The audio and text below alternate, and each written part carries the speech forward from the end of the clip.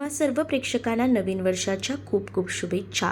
तूही रे माझा मितवा मालिकेच्या आजच्या भागामध्ये आपण पाहणार आहोत की आता इकडे अर्णव जो आहे तो रूममध्ये येतो. रूममध्ये आल्यानंतर तो ईश्वरीला हाक मारू लागतो.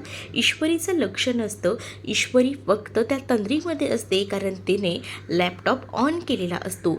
तिला आता त्या लॅपटॉपमधल्या बऱ्याचशा गोष्टी ज्या आहेत ना, त्या सगळ्या काही काढून टाकायच्या असतात, कारण अर्णव आलेला असतो आणि अर्णवला नेमका फोन येतो. त्यामुळेच आता खरं तर ईश्वरी वाचलेली असते, कारण ईश्वरीच्या समोर फोटोज असतात, तो बातमीचा पेपर असतो आणि त्याचसोबत लॅपटॉपही ऑन असतो. ईश्वरी तोपर्यंत सगळं काही बंद करते आणि पुन्हा एकदा अर्णव समोर येऊन उभी राहते. अर्णव आता फोनवर खरं तर बोलत असतो आणि त्याच वेळेला तो फोनवर सांगत असतो की सगळ्या काही गोष्टी ठीक आहेत आणि तेवढ्यातच तो मागे वळून बघतो. तोपर्यंत ईश्वरी घाबरलेली असते. ईश्वरीच्या हातातला जो फोटो असतो ना, तो खाली पडतो. इकडे मात्र आता अर्णव ईश्वरीला सांगू पाहत असतो की तुला माहिती आहे का, आज कसलं भारी झालं. मी ना पुन्हा एकदा त्या राकेशचा प्लॅन फ्लॉप केला. त्यावर ईश्वरी काय झालं असं विचारते. त्यावर अर्णव घडलेला सगळा प्रकार तिला सांगू लागतो आणि म्हणजेच तो आता तिला सांगत असतो की राकेश जिजूने ना पुन्हा एकदा तसाच प्रयत्न केला आणि त्यांनी ना ते चोरायचाही प्रयत्न केला, पण त्यांची चोरी मी पकडली. त्यांच्या खिशात ना ते मंगळसूत्र बाहेर काढलं आणि मग या सगळ्या गोष्टी अंजलीताईसमोर आल्या. त्यामुळे त्याला काही करता आलं नाही. त्यानंतर अर्णवचं लक्ष खाली पडलेल्या त्या फोटोकडे जातं, जो की तो फोटो उलटा पडलेला होता. त्या फोटोकडे जेव्हा अर्णवचं लक्ष जातं तेव्हा अर्णव तो फोटो हातात घेऊ पाहत असतो. मग ईश्वरी घाबरलेली असते. दुसरीकडे आता राकेशला आता काही झालं ना तरीसुद्धा आता पैसे हवे असतात आणि त्यासाठी तो काही करायला तयार असतो. आता तो तिजोरीची चावी शोधत असतो की तिजोरीची चावी कुठे सापडते का, आणि त्याचा शोध घेत तो आता इकडे तिकडे फिरत असतो. कारण ना त्याला लवकरात लवकर तिजोरीची चावी हवी असते, कारण का त्याच्यातनं त्याला पासबुक चेकबुक सगळं काही काढायचं असतं.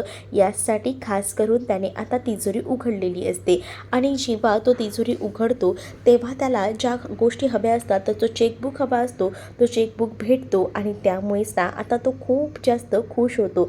आणि मग काय, आता हा चेकबुक घेऊनच ना आता तो ठरवतो की चला, आपल्याला ज्या गोष्टी हव्या आहेत त्या आपण या सगळ्यामधून साध्य करणार आहोत. तर दुसरीकडे मात्र आता पाहायला मिळतं की आता राकेश जो आहे तो चेकबुक घेत असतो आणि त्यानंतर आता त्याला लक्षात येतं की आपल्याला सहीसुद्धा करावी लागणार आहे ना त्या चेकवर. मग आता त्या चेकवर सही करण्यासाठीच आता तो इकडे तिकडे या सगळ्याचा शोध घेतो आणि जेव्हा तो चेकबुकवर सही करण्यासाठीच सही बघत असतो तर फाईलमध्ये त्याला ती सही सापडते. म्हणूनच आता त्या सहीप्रमाणे त्याला नेमकी ती सही करायची असते. इकडे ईश्वरीकडे अर्णव तो फोटो मागत असतो, पण ईश्वरी तो फोटो दाखवत नसते. पण अर्णवने नेमका तो फोटो आता हातात धरलेला असतो. म्हटल्यावर आता तो फोटो जो आहे ना, तो फोटो आता मात्र हाती भेटतोच आणि जेव्हा तो फोटो हाती लागतो ना तेव्हा मात्र आता इकडे ईश्वरी घाबरते. तर दुसरीकडे मात्र आता मामाला सुद्धा संशय येत असतो, कारण मामाही ना कामं करत असतो आणि मामा जेव्हा कामं करतो ना तेव्हा त्याला नजरेसमोर ना हे सगळं काही दिसत असतं, पण त्याला कळत नसतं की कोण आहे का तिकडे. म्हणूनच तो आता इकडे तिकडे बघत असतो. पण तोपर्यंत राकेश ना पडद्याआड लपून बसलेला असतो आणि जेव्हा राकेश पडद्याआड लपून बसतो तोपर्यंत इकडे मात्र अर्णवच्या हाती तो फोटो असतो. अर्णव आता विचार करतो की चला, फायनली आपल्याला जे हवं आहे ते आपण करू शकतो. आणि त्यानंतर आता तो ईश्वरीला म्हणत असतो की मला माहिती आहे यामध्ये तुझाच फोटो असणार आहे आणि म्हणूनच तू इतकी लपवतेस तो फोटो. मला सांग, तुझाच लहानपणीचा फोटो आहे ना, असं बोलून तो तिला चिडवत असतो. त्यावर मात्र ती आता म्हणत असते की नाही, माझा फोटो नाही आहे, प्लीज ना द्या ना अर्णव सर. पण आता अर्णव ऐकत नसतो. अर्णव जो आहे तो मात्र आता ईश्वरीकडनं तो फोटो काढून घेतोच.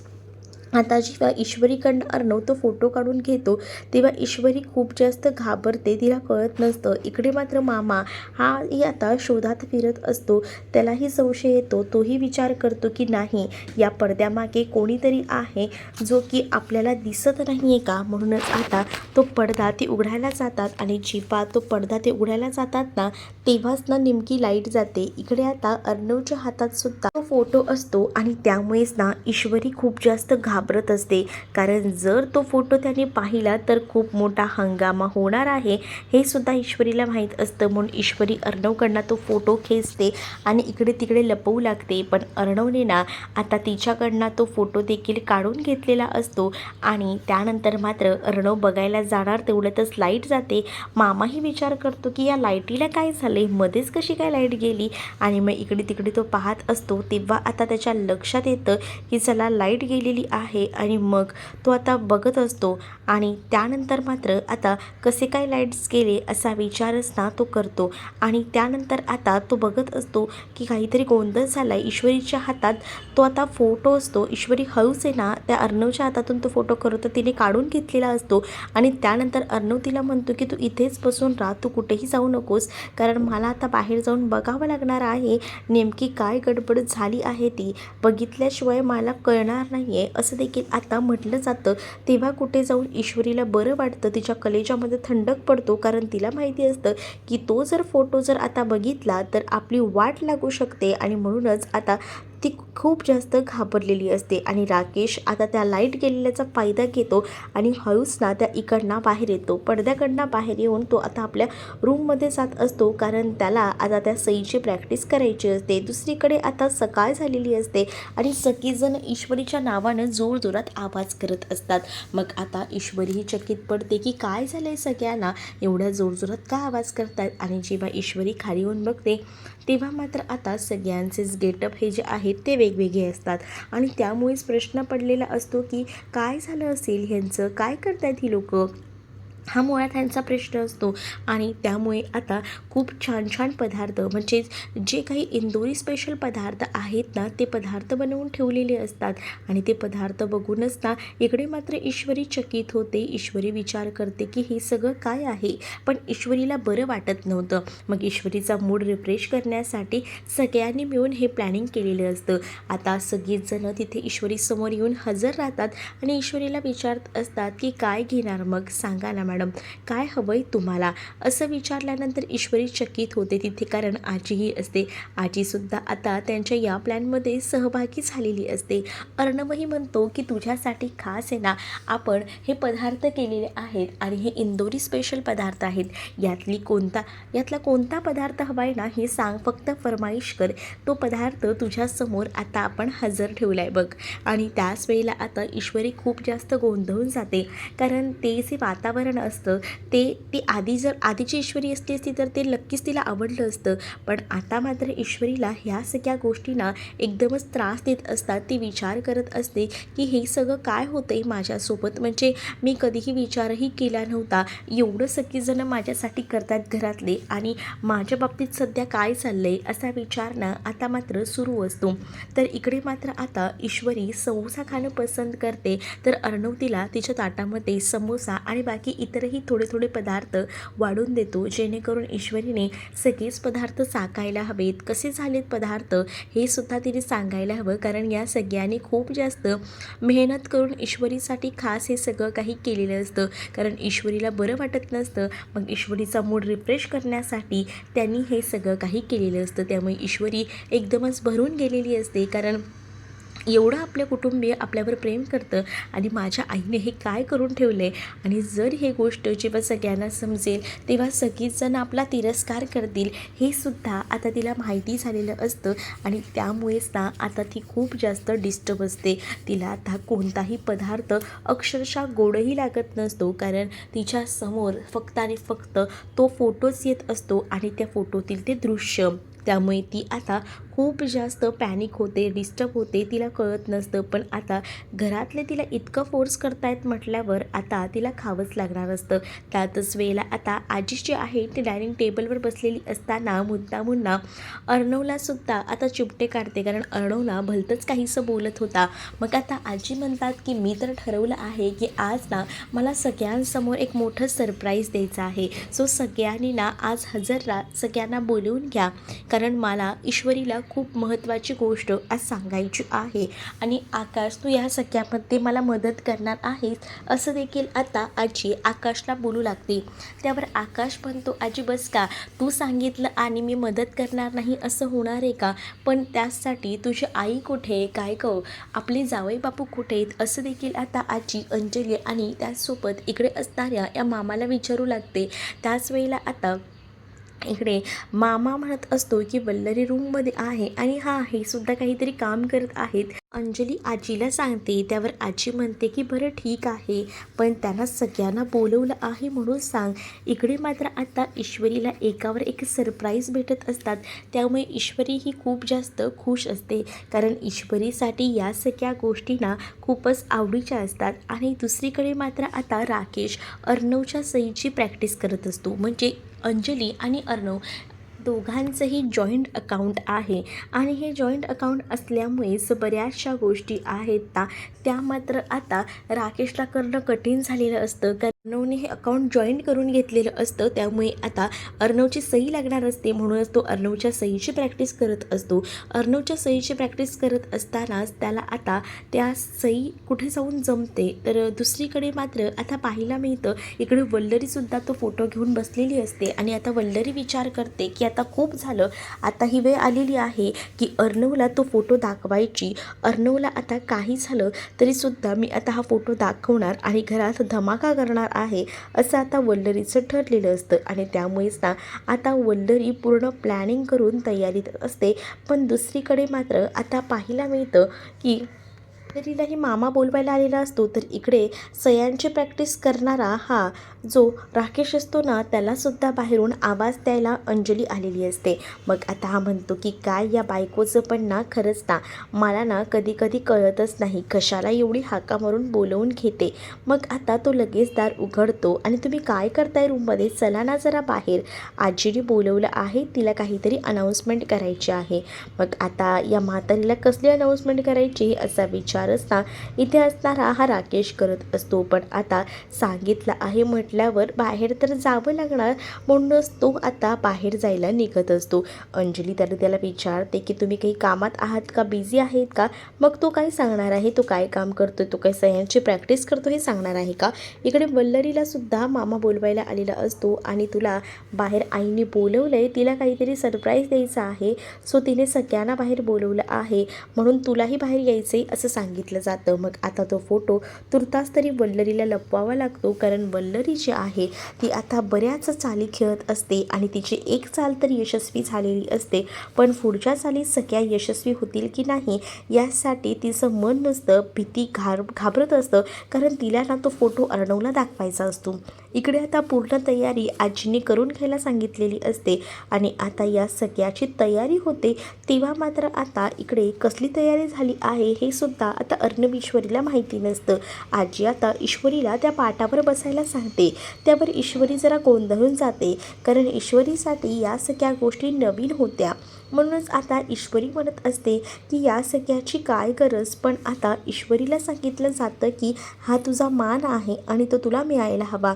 ईश्वरीला पाटावर बसून आता ईश्वरीचं औक्षणही केलं जातं, कारण ईश्वरी या घरची सून आहे आणि या घरच्या सुनेला तो मान मिळायला हवा जो इतके दिवस मिळत नव्हता. आता मात्र हे सगळं बघूनच खूप जास्त चकित इकडे वल्लरी झालेली असते, कारण वल्लरीसाठी या सगळ्या गोष्टींना खूपच जास्त नवीन होत्या आणि या सगळ्या गोष्टींमधूनच तिला मात्र समजत नव्हतं की काय करावं ते, कारण आता या सगळ्या गोष्टींना महाभयंकर अशा घडत होत्या. कारण आजी चक्क या ईश्वरीला आपली सून मानत होती आणि तिचं औक्षणही करत होती, आणि जेव्हा या सगळ्या गोष्टी घडतात तेव्हा मात्र आता आजीने जो काही चाव्यांचा पूर्णपणे गुच्छ असतो तो गुच्छ आता हिच्या हातामध्ये दिलेला असतो. आणि ईश्वरी जेव्हा आता तो गुच्छ हातात घेते तेव्हा आधी तिला खूप जास्त असं घाबरायला होतं, तिला या सगळ्या गोष्टी कशा जमणार आहेत याची भीती वाटत असते, कारण स्वाभाविकच आहे तिच्यासाठी या सगळ्या गोष्टी सध्या तरी नको आहेत, कारण तिला आता जे सत्य समजलंय त्यावरून तिला हेच वाटतं की घरात जेव्हा या सगळ्या गोष्टी कळतील तेव्हा आपलं काय करतील ही लोक. त्यामुळे आता तिला या सगळ्या गोष्टीला नको वाटत असतात. म्हणूनच ती आता त्या चावीकडे एकटक बघत असते. पण आता आजी जी आहे त्या चावीसोबत बाळकृष्णाची छोटीशी मूर्तीसुद्धा त्या ईश्वरीच्या हातामध्ये सुपूर्द करते आणि ईश्वरीला म्हणत असते की आता ही सगळी जबाबदारी तुझी आहे आणि तुला जबाबदारी पार पाडायची आहे. कारण आता या घरची सून तू आहेस आणि त्यामुळे आता या सगळ्या जबाबदारीतून मी मुक्त झालेली आहे आणि तुला या सगळ्या जबाबदाऱ्या दिल्या आहेत. त्यामुळे या सगळ्या गोष्टी व्यवस्थित हँडल कर असं देखील आता तिला सांगितलं जातं. आणि जेव्हा ईश्वरीला या सगळ्या गोष्टी सांगते ना, तेव्हा मात्र ईश्वरीसाठी हे सगळं काही कठीण असतं. कारण शेवटी तिला या सगळ्या गोष्टींना आत्ता तरी सध्याला नको असतात. कारण या सगळ्या गोष्टींमुळे पुढे काय होणार आहे हे सुद्धा तिला माहिती असतं आणि म्हणूनच या सगळ्या जबाबदाऱ्या अचानकपणे आजी देते. पण या जबाबदाऱ्या आता तिला नको आहेत. मग इकडे आता सगळेजण ईश्वरीचं कौतुक करतात की बरोबर त्या व्यक्तीच्या हातात तो मान गेलेला आहे. म्हणजेच बरोबर ईश्वरी हे सगळं करते आहे आणि ईश्वरीला हा मान मिळतोय म्हटल्यावर ईश्वरी परफेक्ट आहे या सगळ्यासाठी. पण ईश्वरी स्वतःला या सगळ्यासाठी परफेक्ट समजत नसते. मामा, अंजली सगळेजण कौतुक करत असतात आणि आपण जे हवं ते बरोबर त्या मुलीकडेपर्यंत पोहोचलेलं आहे. म्हणजेच ती मुलगी जी आहे ती या सगळ्यासाठी एकदम परफेक्ट आहे आणि त्या मुलीलाच हा मान मिळतोय हे बघून मामाही खुश असतात, अंजलीही खुश असते. आणि त्यानंतर राकेश मात्र एकटाच बडबडत असतो की हे काय, हे फालतूगिरी बघायला बोलवले का बाहेर, काय ही लोकं पण आहेत ना खरंच. असा हा राकेश एकटाच बडबडत असतो. कारण त्याला ना या सगळ्या गोष्टींमध्ये काही इंटरेस्ट नसतो की कोणाला काय भेटतंय काय नाही. त्याला फक्त त्याच्या दुनियेशी मतलब असतं की त्याला त्याच्या ज्या गोष्टी हव्या आहेत त्या भेटतायत ना त्यासाठी तो फक्त विचार करत असतो. तर आता इकडे जो अर्णव असतो तो सुद्धा खुश असतो की त्याच्या बायकोला हा मान मिळाला आहे. म्हणून अंजली त्याची मजा घेत असते. पण आता ईश्वरी तडकन उठते कारण तिला या सगळ्या गोष्टी नकोशा वाटत असतात आणि म्हणूनच ती आता लगेच जागेवरनं उठते आणि ती आता म्हणत असते की आजी सॉरी, पण मला ह्या सगळ्या जबाबदाऱ्या नको आहेत. आणि असं बोलून ईश्वरी त्यांच्या हातामध्ये ज्या चाव्या असतात ना त्या देऊन टाकते. कारण तिला माहिती असतं की या चाव्या ठेवून आपला काही उपयोग नाही आहे, याच्यावर आपले काहीच हक्क नाही आहेत. आणि त्यामुळेच ना आता मात्र ती चावी घ्यायला सरळ सरळ नकार देते. आणि त्यावेळेला आजी त्यासोबत घरातले इतरही चकित होतात की हिला आता एवढा मान मिळाला आहे तरीसुद्धा ही का असं करते. मात्र ईश्वरीने ठामपणे सांगितलेलं असतं की ही जबाबदारी मला जमणार नाही आणि या जबाबदाऱ्या मी पेलू शकणार नाही आणि त्यामुळे प्लीज मला तुम्ही हे सगळं काही देऊ नका. तुम्ही ही जबाबदारी उत्तमरित्या सांभाळता आणि तुम्हीच हे सगळं हँडल करा असं देखील आता ती सांगू लागते. तर पुढील भागामध्ये आपल्याला पाहायला मिळतं अर्णवसारखी सही करून तो चेक ना एका माणसाकडे तो बँकेमध्ये पाठवतो. राकेश हे सगळं काम करतो आणि राकेश आता म्हणत असतो की मला सुद्धा बघायचं आहे की आता अर्णव तू काय करशील ते. कारण मला जे हवं आहे ते तर मी साध्य केलेलं आहे असं देखील तो आता म्हणत असतो.